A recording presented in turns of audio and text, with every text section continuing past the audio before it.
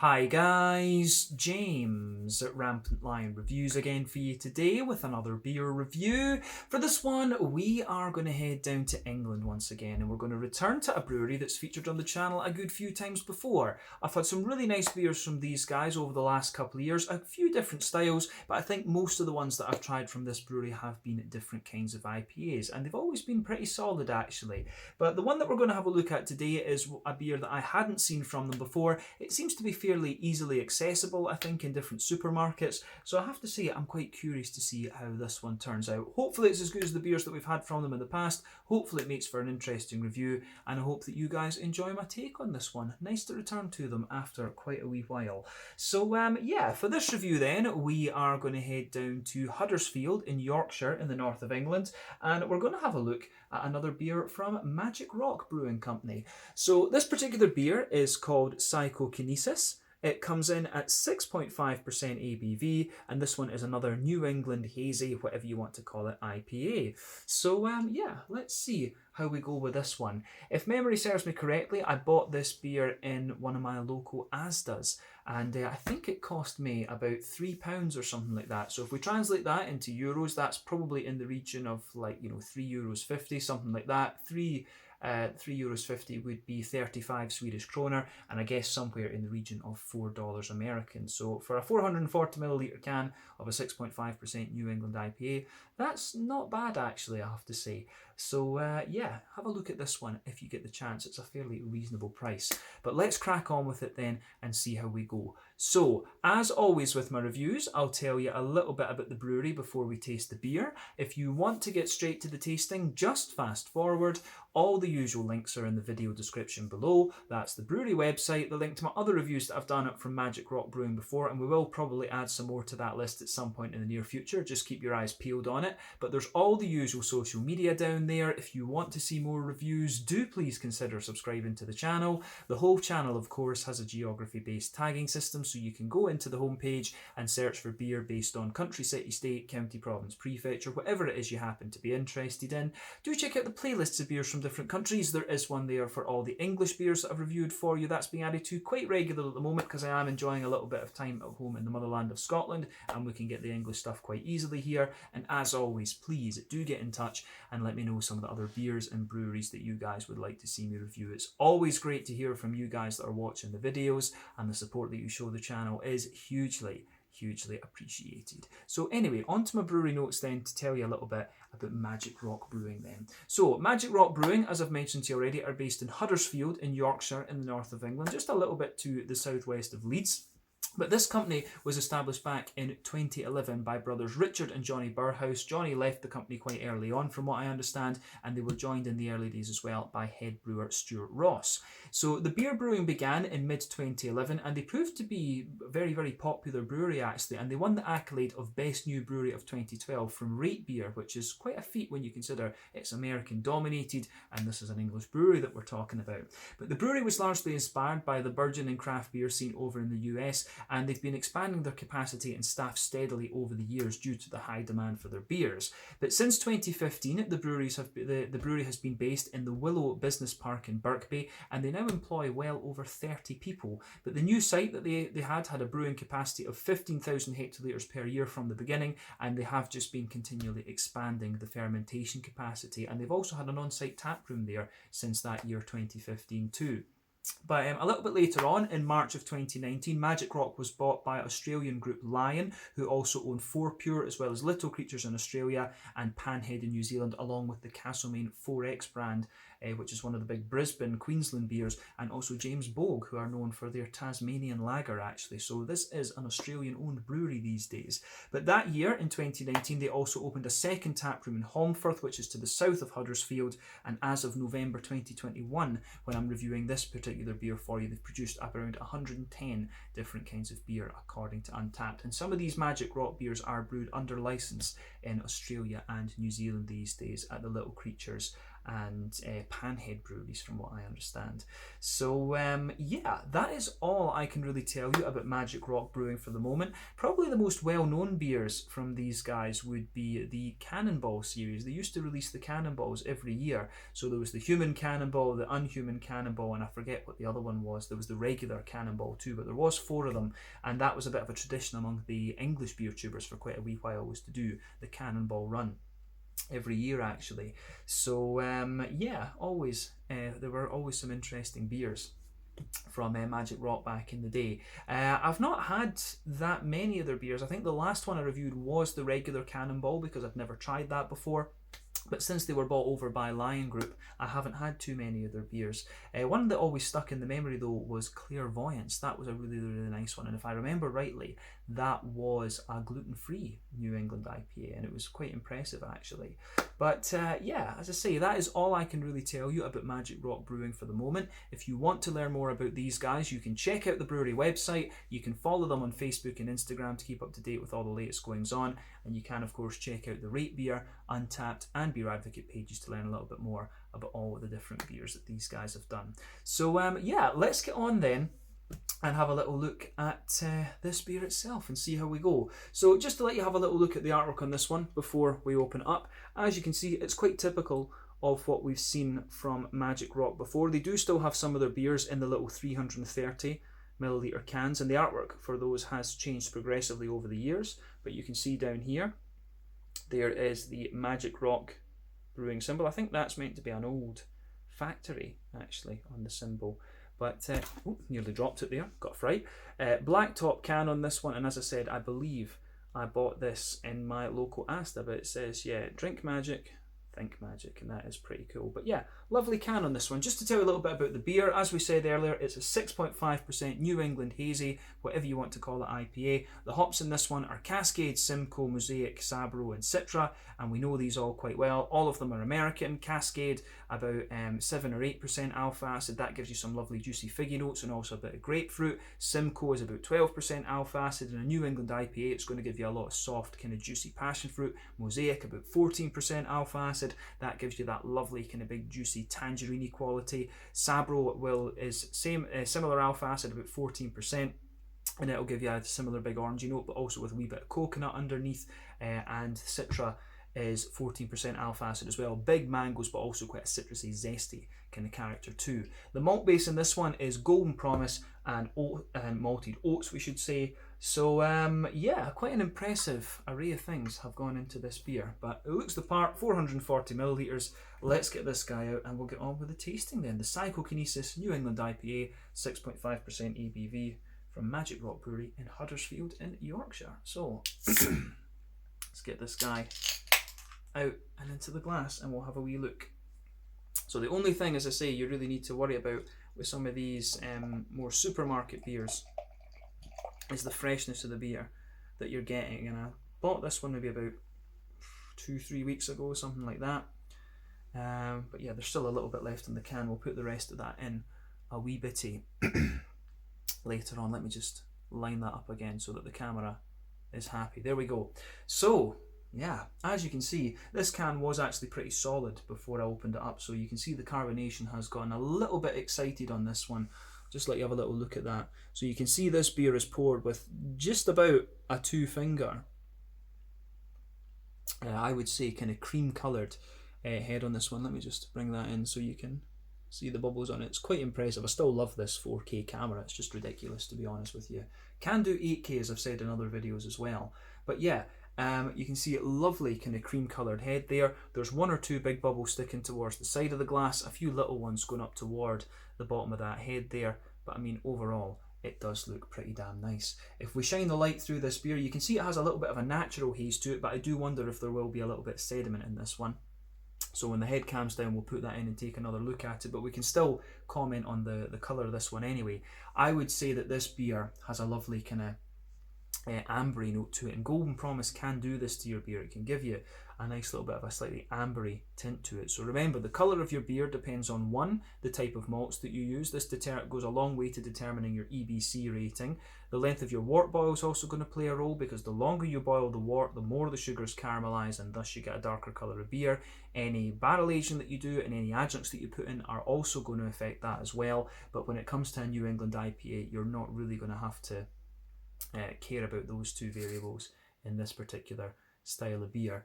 But yeah, it certainly looks the part. A lovely kind of ambery leaning yellow colour, this one. So yeah, I think we'll see if we can get the rest of the beer in the glass just before we take a look at the aroma, because, you know, if there are, yeah, you can see a wee bit of the more soupy and gloopy stuff coming out there on the final wee bit of the pour. So yeah, that's just as well. You can see the level of haziness of this beer. Now, it's a little bit more of a naturally hazy New England IPA, if that makes sense, rather than being soupy and gloopy as you'll get from some examples of this style. But yeah, nice level of haze. If I put my finger behind the glass there, you can see the kind of true colour of this beer. But remember, the level of haze depends on the oak content, the wheat content, and also the yeast strain that you use as well. There's no real rule about this in terms of the alcohol scale. You know, it can vary from brewery to brewery, recipe to recipe, and so on actually. But yeah, looks like a very nice New England IPA, this one, but definitely not the soupiest and gloopiest one that we've come across on the channel before. So let's take a closer look at the aroma then and just see how we get on with this one. Curious about this beer. It actually smells very, very nice, I have to say. Quite a lot of these beers do, right enough. The New England IPA is a very nice smelling beer style, beer variety. So first off, I'm going to say that this one, it comes across as a nice kind of soft and smooth New England IPA. Lots of soft, juicy, fruity characters. The green component is a little bit reserved on this one, but still smells quite fresh. Then the malty backbone comes across as being really rather smooth as well. So yeah, I do like how this beer goes about its business from that perspective. It is very, very good. So yeah, let's delve into that aroma a wee bit more in depth then before we taste the beer. So the malty backbone of the beer is quite interesting, and as I've said in other reviews, there's 6 different directions you can take a New England IPA. They can be a little bit more kind of farmhousey and yeasty, they can be a little bit more rye leaning and grainy, wheaty and bitey, oaty and creamy, barley malt leaning and bready, or they can be a little bit more kind of brown sugary leaning and sweet actually, but quite often they will display a few of those characteristics that I've just mentioned to you there, and this one is doing that for sure. So on the backbone, you do actually get a little bit of bread crust to it, but I would say that that kind of grainy bread crust takes a bit of a back seat. But I'm getting quite a nice little bit of a white bready. I am getting quite a nice little bit of that white bready barley malt coming out of this one. Golden Promise is actually a very, very distinctive malt, and you can smell the sweetness of this one as well. But yeah, the thing that's interesting for me about this beer is that it doesn't have wheat in it as far as I can see. Oh, it says, it's weird, on the website it said it didn't have wheat, because I took the hops and things straight off the website there, but it says on the can it's got wheat in it. So I was just going to say, it's quite strange with this one, because you can smell a little bit of wheaty bitiness in this beer, and I was going to say it's strange because that's not supposed to be in it, but according to the can it is. Maybe I've not got the hops right on this as well, so we need to kind of bear that in mind when we actually try the beer. But yeah, as I say, on top of that kind of white bready layer in this one, you can certainly smell a bit of that kind of thickening wheat in there, but you get quite a bit of wheaty bitiness at the back of the nose in this one. And when it comes to lower ABV New England IPA, 6.5% isn't the lowest you can go incidentally, but when it comes to lower ABV ones, they tend to have a little bit of wheat in them just to give them a wee bit of kind of bite and zip, and I think that's the direction that this beer is going to go, just judging by the aroma. So yeah, bit of wheaty bitiness on the back of the nose, a soft barley malty white bread in there, and you can feel the wheat just kind of thickening out the layer of the beer. But yeah, you definitely get some nice oatiness out of this one. And what I will say about this beer too is that on the oaty side of things, you can smell a little bit of that kind of porridgey thing, and that tells you that this beer is not quite in its prime. So that's looking at, when it comes to New England IPAs, the best way to tell the age of the beer and whether it's fresh is to look at the oaty side of the aroma, because it will give you a bit of that kind of wet porridgey type vibe actually, depending on depending on how old it is, because the oats are the things that really change in these beers, in my opinion. The hops aren't quite as obvious. When the hops drop, it's not quite as obvious in New England IPAs for me as it is in West Coasters. But yeah, you can smell a little bit of that kind of wet, oaty, porridgey sort of thing, but the oats are still giving you a little bit of a kind of powderiness and a bit of sweetness too. And there's also a wee touch of sweetness to this beer. So yeah, there's a nice wee bit of a kind of Werther's Original. There is a nice little bit of a kind of Werther's Original butter candy type note to this beer as well. So yeah, the aroma and the malty side of things is quite nice, and I think the more that you smell it, the sweeter it actually gets, and I think that's the golden promise that's giving you that. There is a little bit of a McVitie's digestive kind of biscuit coming out of this beer in that regard as well. But let's focus on the hoppy side of things then. I think we've said everything we need to about the malty side of this beer. But yeah, I think the most prominent of the malty components is the kind of white bready barley malt layer. But yeah, on the hoppy side of things then, the green component, for me, there's a little small touch of earthiness to this one, and I think that's most likely to come from the mosaic. So yeah, nice little bit of earthiness in there. But the green component for me, there is a little bit of a floral character to it, and it's quite a bright floral character, I would say. So yeah, some really nice kind of bright floral characters in there. But it is more like a kind of wet floral aromaticity rather than being so spicy or so pungent or anything like this. So yeah, that's, for me, that's quite interesting. But on the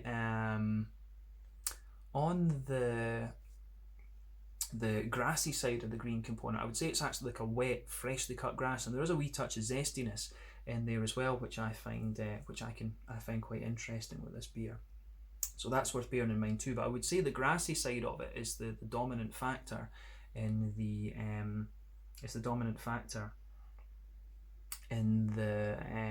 green component of this beer. So bear that in mind for sure. So on the fruity side of things then, I think we said everything we need to about the green component.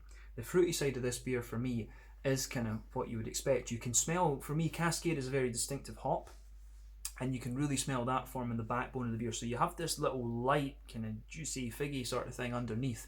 But yeah, you get a lot of juicy mango out of this one, that's for sure. That's the Citra that's going to give you that. But you've also got a really nice little bit of, you can smell a little bit of the more pungent passion fruit in there as well. So yeah, that's going to come from Citra too. But I think the mango is amplified by the Simcoe. You can really smell that soft mango-y passion fruity note from the Simcoe as well. So a lot of mango and soft passion fruit. They're a bit more of a pungent passion fruit behind that as well. I don't really get the grapefruity notes from the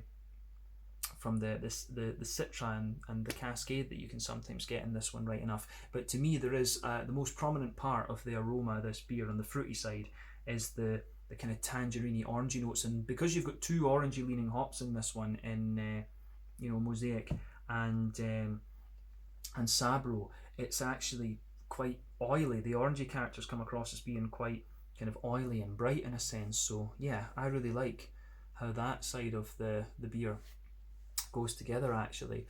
So that's pretty interesting for sure. So a nice big bright orangey juicy note, mango, passion fruit in there as well. It's a lovely smelling beer, I have to say. So thumbs up to Magic Rock for this one. I think it's about time that we have a taste of this beer though.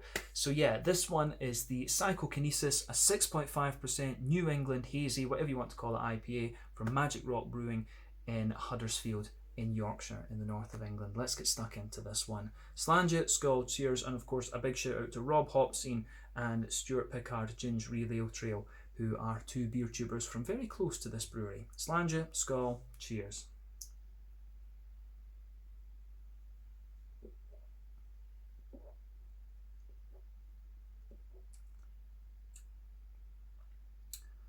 Yeah, that's pretty solid actually. I mean, you have to consider that this one is a supermarket beer, but I think that is pretty solidly done. So thumbs up to them for that. This beer has my respect anyway, and I mean, for the price, you can't knock it. You really can't.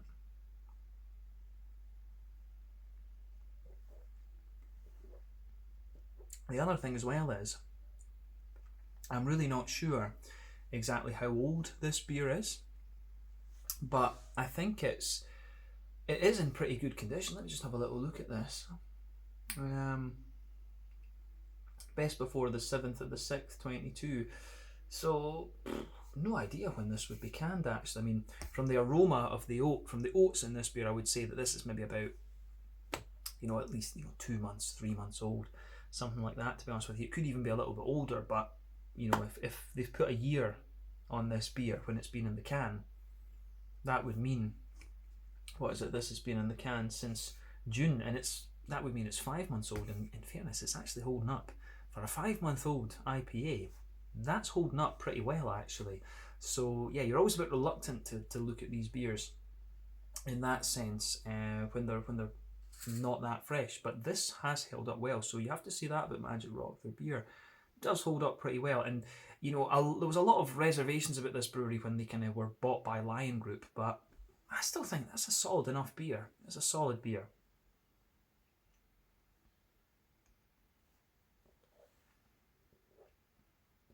So, yeah, on the let's just go through this.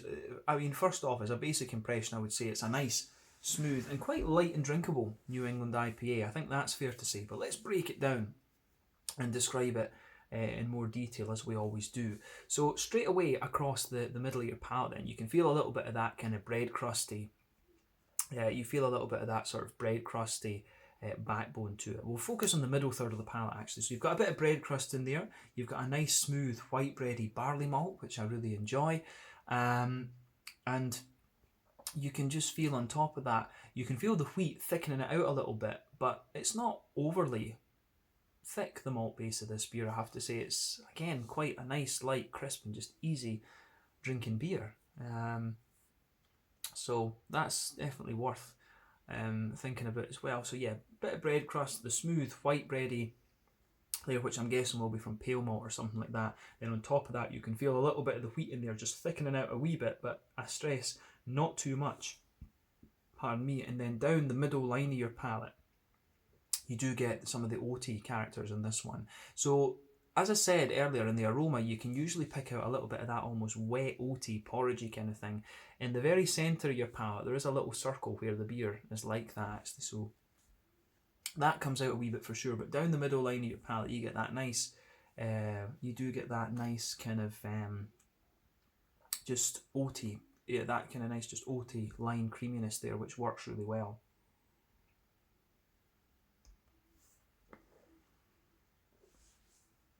So, I think as you go further out towards the edges of the palate there, in that middle third of your palate, you can feel a little bit of the kind of more dry aspects, a little bit of the drier aspects of the, you can feel a wee bit of the drier aspects of that, the oaty character coming out of the beer. But on top of that little kind of porridgey circle that I was talking about, there's a wee bit of that Werther's Original butter candy kind of sweetness in there. And as you go further out beyond that, you start to get some of the McVitie's digestive biscuity notes from the Golden Promise malt there. Now remember, the brown sugars in these beers are the things that really kind of cover up the alcohol content. But at 6.5%, this is certainly not the booziest New England IPA that you're going to come across. But still, as I say, this is one of the lighter and kind of more crisp, drinkable examples I've had in recent times. But I think it goes down very well, and it is a very nicely crafted beer. So thumbs up to Magic Rock for this. It has my respect for sure.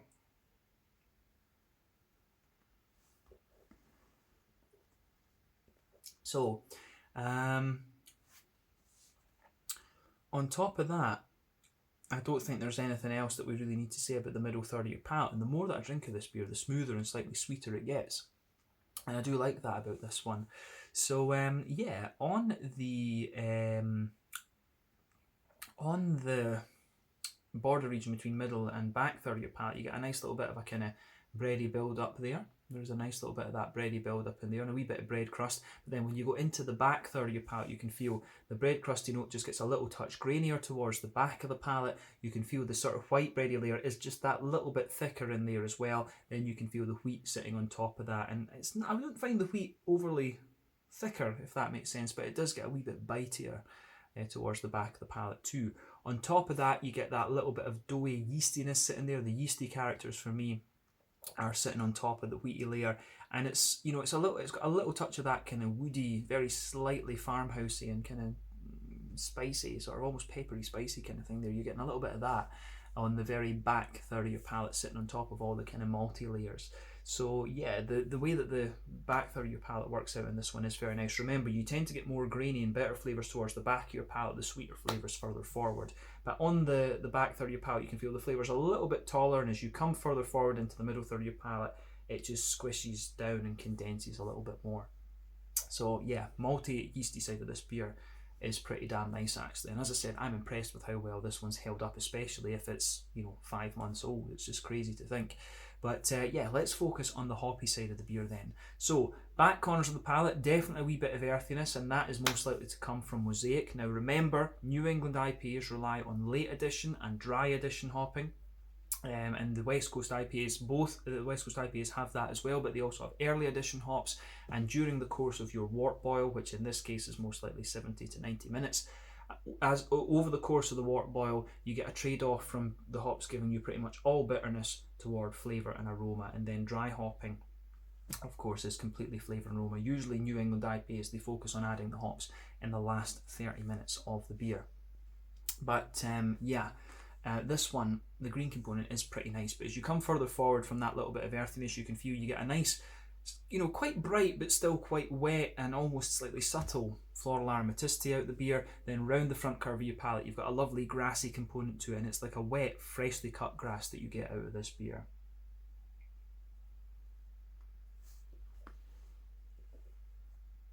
And yeah, I think the further you go into the aftertaste, the grassiness develops a wee bit of zestiness. There is a bit of that floral aromatic and a zip to the beer, which is very nice.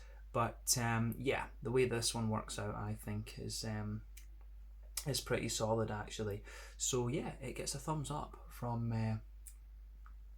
me, this one on the green component. Let's focus on the front third of your palate and the fruity side of the beer.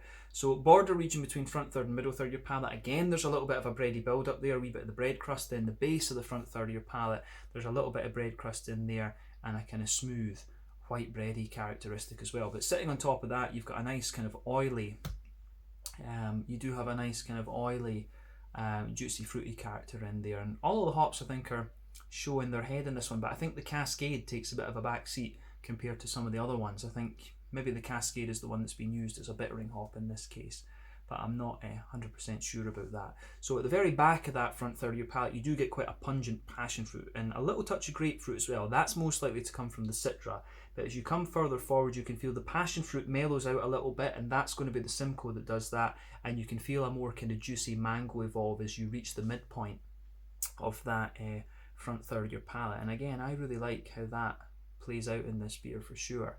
But as you move into the front half of that front third of your palate, there is a nice little bit of a juicy, oily, orangey kind of thing. So yeah, it works out really well for sure.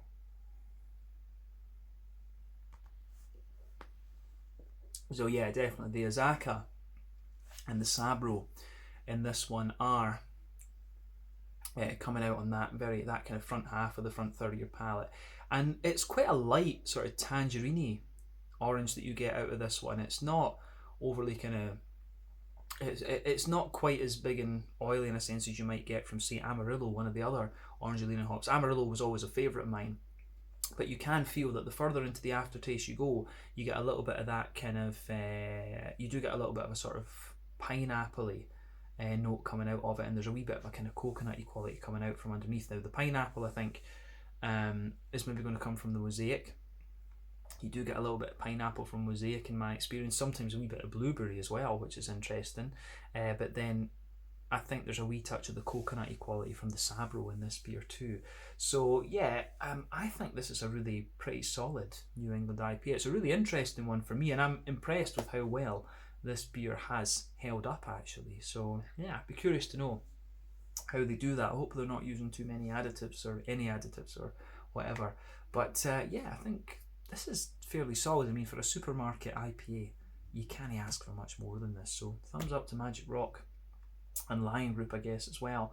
But yeah, on the mouthfeel then, to round off this review, like I've said earlier, this beer is quite a light and drinkable one for me. I'd say that this is pretty much mid-bodied, maybe pushing towards the bottom end of mid-bodied. The carbonation does have a degree of crispness to it.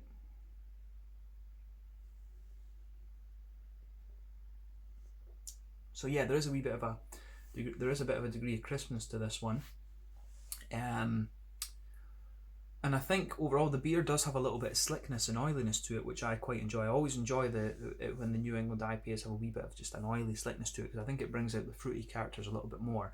In terms of IBUs and things, I think this is a fairly standard 25-30 IBU beer. The malt base, as I've said, is really nice and very smooth. So yeah, nice, smooth. Yeah, definitely a nice kind of smooth.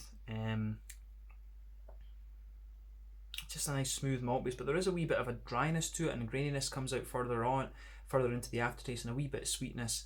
And yeah, the fruity side of things for me is quite well balanced between the kind of more tropical side and the kind of more citrusy, zesty side. The other thing I didn't really mention in the fruity characteristics is that you do get a little bit of that kind of lemon limey zest that you would expect of Citra a bit later on in this. You can feel the Citra zesty character pushing its way out a little bit later on too. But overall, I think this is another very solid beer from Magic Rock, and to be honest with you, I'm quite pleased that they've kept up a level of quality, having been bought out by one of the big boys in the beer scene. So yeah, don't be scared to try this one. That's one of the kind of apprehensions with the craft beer scene is, you know, when a brewery gets bought out by some of the big boys, quite often the quality drops. But I think Magic Rock do have a nice, solid, sessionable New England IPA here, and it's in a good number of the supermarkets. So yeah, I think we can leave it at that for this review. This one is the Psychokinesis 6.5% New England IPA from Magic Rock Brewing, and it's turned out pretty nicely. So yeah, let's leave it there. Once again, thank you for watching my beer reviews. Until the next time, please like, subscribe, share, all the usual YouTube stuff. Let me know your own thoughts on this beer in the comments section below. Let me know what your favourite beers are from Magic Rock Brewing, and hopefully we can try a few more things from these guys at some point in the near future. But in the meantime, check out my social media, check out their social media, and I'll see you guys in the next one. The Psychokinesis 6.5% New England Hazy IPA from Magic Rock Brewing in Huddersfield, Yorkshire, down in England. Slàinte, skål, and cheers.